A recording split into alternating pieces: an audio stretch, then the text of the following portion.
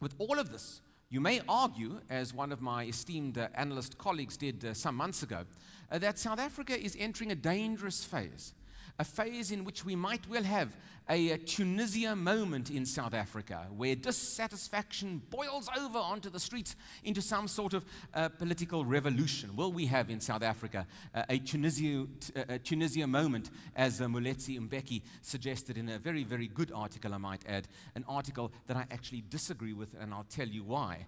Yes, there are protests in South Africa, but unlike North Africa, and as long as we can sustain a vibrant democracy which is not curtailed, which there may be some threats to curtail the democracy in some aspects, and I'll come back to that in a moment, as long as we can sustain a vibrant democracy with outlets for grievances in our society, this is a bulwark against a popular uprising. Remember, there were precious few, if any, outlets for grievances in Tunisia, in Egypt, in Syria, as it happens at the moment. Quite a different authoritarian military-style regime in operation there, and indeed that clamped down on protest. We in South Africa have political protests. We have political protests from within the ruling party, which make it sound as though the ruling party is actually questioning itself all the time. And that's a very valuable outlet for grievances. I think it's an unintended consequence of the ruling party's internal difficulties, but it opens up the debate. It makes us all more aware of the critiques of one side versus another, and it's positive for the South African democracy going forward.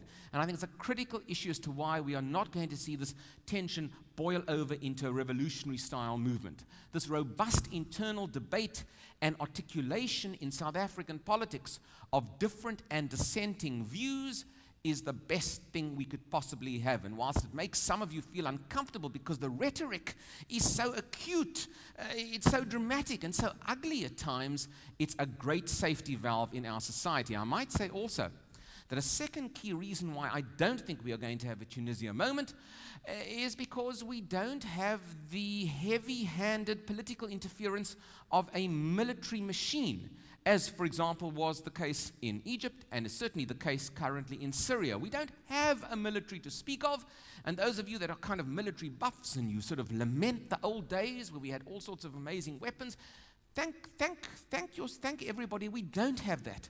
Because we don't have that influence of the military in our society, the political interference that we've seen in other parts of the world. Again, it contributes to, I think, a much more open, stable, and accepted democracy within South Africa. And thirdly, I might just say, compared to North Africa and compared to Syria, compared to Libya, certainly, our government, whatever you might like to say about our government, spends.